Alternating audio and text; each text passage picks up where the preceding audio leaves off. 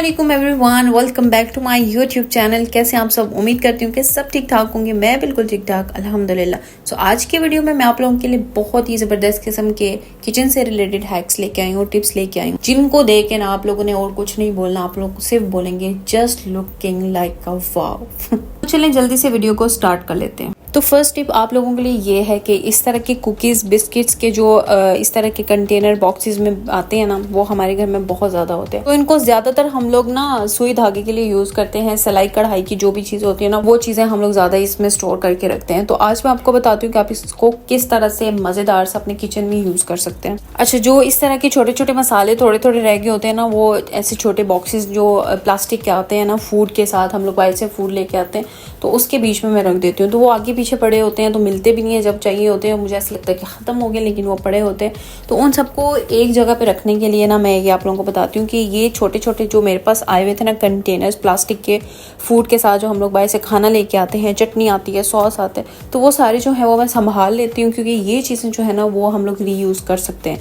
तो इसको जो है, ये मेरे पास ये कुकीज़ का बॉक्स पड़ा हुआ था हाल ही। अच्छा, इसमें दो ऑप्शन है आपके पास कि मेरे पास बड़े भी हैं और छोटे भी हैं। बड़े में रखूँगी तो उसमें ये कि सिर्फ 3 आएंगे, छोटे रखूंगी तो वो 4, 5 या 6 तो आ ही जाएंगे। तो सारे जो है वो मैं फिक्स कर दूंगी। अच्छा, बीच में जो है वो मैंने एक छोटा वाला रखा था, लेकिन मुझे ऐसे फील हो रहा था कि ये ना थोड़ा सा कि मैं इसको रफ यूज़ करूंगी, जल्दी जल्दी खाना बना रहे होते निकालेंगे ना तो वो ना गिर जाएंगे। तो मैंने क्या किया कि इनके साथ का ये मैंने एक और बीच में रख दिया, और अभी आप लोग देख सकते हैं इसमें स्पेस थोड़ी सी और बाकी है।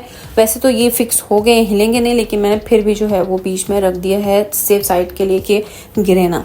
तो ये आप लोग देख सकते हैं बिल्कुल टाइट है, ये बिल्कुल भी हिलेगा नहीं। जितना भी इसको मूव करें, रफ यूज़ करें ना, जल्दी जल्दी जैसे निकाल रहे होते हैं हम लोग और रख रहे होते हैं, तो उस तरह भी आप लोग यूज़ करें ना तो ये ख़राब नहीं होगा, ये गिरेंगी नहीं चीज़ें इसमें से। ठीक है, तो अब सारी चीज़ों को मैं फिल कर लेती हूँ। उसमें वो सारी चीज़ें डालूंगी। आप लोग देख सकते हैं जो ऐसे छोटे छोटे कंटेनर्स में मेरे पास पड़ी हुई आगे पीछे पड़ी हैं, या फिर जो पैकेट्स खुले पड़े हैं ना, वो सारी चीज़ें मैं इसके बीच में ऐड कर दूँगी। अब हमारे लिए बहुत ईजी हो गया, बहुत कन्वीनियंट हो गया कि हम लोगों ने बस एक बॉक्स निकालना है। तो मुझे पता है कि मेरे पास जो मैंने पाउडर चीज़ें बना के रखी होती हैं एक्स्ट्रा, तो मुझे पता है कि वो मुझे सारी यहाँ पे मिल जाएंगी। बस एक निकालूंगी इसको, और बीच में से मुझे जो जो चाहिए वो यूज़ करके हम लोग इसको दोबारा रखते हैं। तो एक छोटी सी स्पून भी आप इसके बीच में रख लें, ताकि आप लोग जब भी ये इसको खोलेंगे ना, आपके पास स्पून भी होगी और आप इजीली इसको यूज़ कर सकते हैं। एक ही स्पून के साथ जो जो मसाले आप लोगों ने ऐड करने हैं वो ऐड करें, और दोबारा उसको जो है वो रख दें।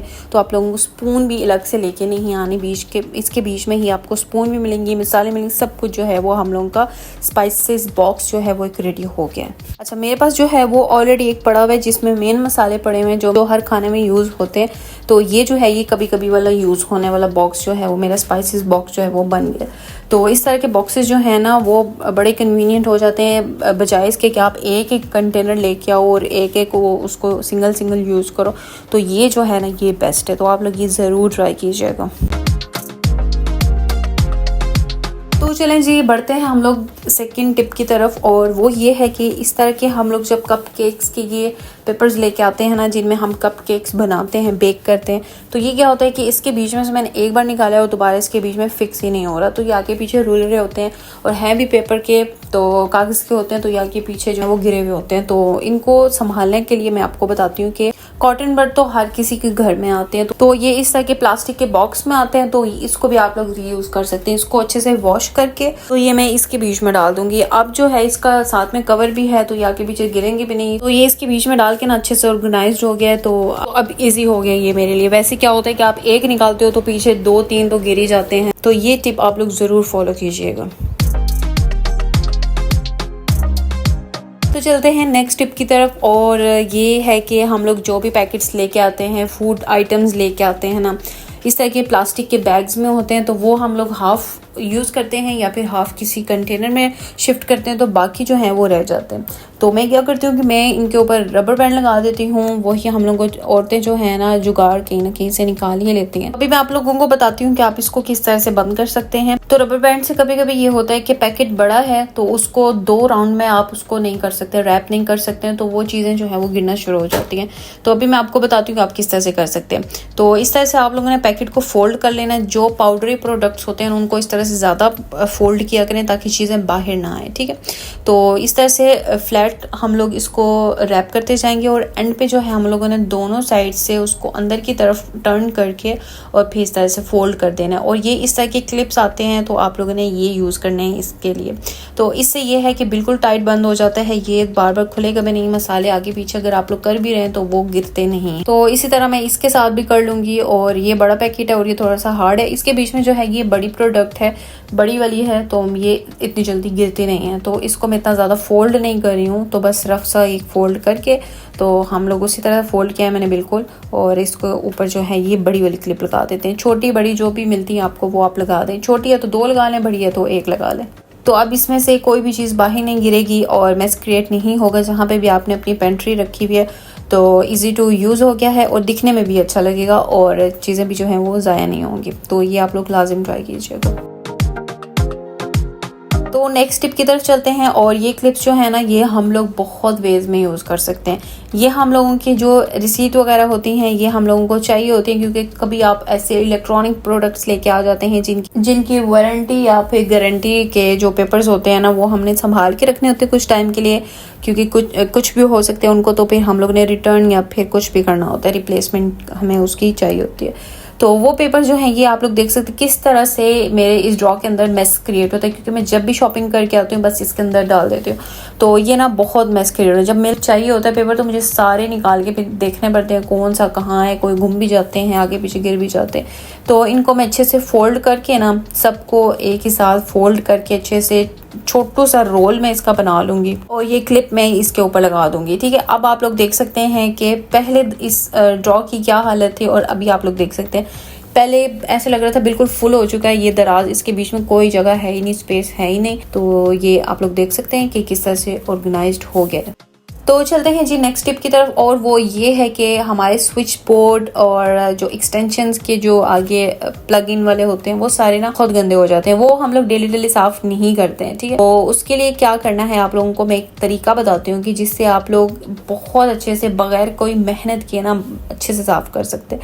तो नेल रिमूवर जो है वो सिर्फ पॉलिश रिमूव करने के लिए नहीं यूज होते हैं, वो और भी वेज में हम लोग यूज कर सकते हैं। तो इसको आज हम लोग ना क्लीनिंग के लिए यूज करेंगे। ट्रस्ट मी यार, इससे इतनी अच्छी क्लीनिंग होती है, इतनी अच्छी क्लीनिंग होती है। इससे मैं बहुत सारी चीजें जो है वो साफ करती हूँ। क्यों? क्योंकि इससे जो है वो आपको मेहनत नहीं करनी पड़ती है, रगड़ना नहीं पड़ता है इसको इतने ज़ोर से, तो बड़े इजीली साफ़ हो जाते हैं। और ऐसी चीज़ों को हम पानी के साथ भी साफ़ नहीं कर सकते हैं।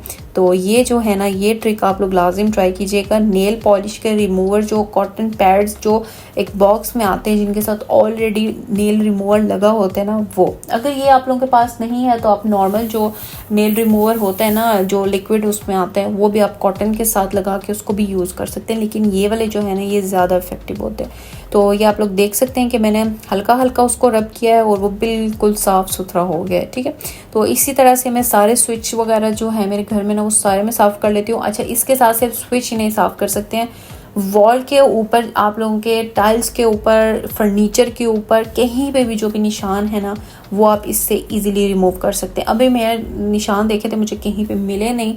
मैं नेक्स्ट टाइम जो है अगर कोई भी ऐसा कोई वॉल पे कहीं पे भी निशान हुआ तो मैं आपको करके दिखाऊंगी, ठीक है। तो फिर आप लोगों को अंदाज़ा हो जाएगा कि कैसे इससे बहुत जल्दी साफ़ हो जाता है। तो इससे जो है ये मैं अभी इसके बीच में वो जो कपकेक्स के वो डाले हैं, पेपर डाले हैं ना, ये बॉक्स जो है ये मैंने अभी वॉश नहीं किया था तो मैंने आपको बताया था कि इसको वॉश करके यूज़ करना है। तो अगर आप लोगों के पास ऐसे कोई प्रोडक्ट्स हैं जिनको आपको जल्दी यूज़ करना है, एकदम से आपको ज़रूरत पड़ गई है यूज़ करने की और आप वॉश करने का, उसको सूखने का वेट नहीं कर सकते, तो आप उसको इससे भी साफ़ कर सकते हैं। ये आप लोग देख सकते हैं ये प्लास्टिक का बॉक्स है और ये कितने जल्दी आराम से जो है साफ़ सुथरा हो गया। तो इससे जो है ना मैं बहुत सारी चीज़ें साफ़ करती हूँ। वैसे लाती हूँ तो मैं नेल पेंट रिमूव करने के लिए, लेकिन ज़्यादातर जो मेरे ये है ना ये क्लीनिंग में यूज़ होते हैं। तो ये ना आप लोग ज़रूर ट्राई कीजिएगा फिर। तो चलें जी, ये थी मेरी आज की वीडियो। उम्मीद करती हूँ कि आप लोगों को पसंद आएगी। पसंद आए तो लाइक करें, शेयर करें, कमेंट करें। मिलती हूँ आपसे नेक्स्ट वीडियो में। अपना बहुत सारा याद रखिएगा, दुआओं में याद रखिएगा। अल्लाह हाफिज़।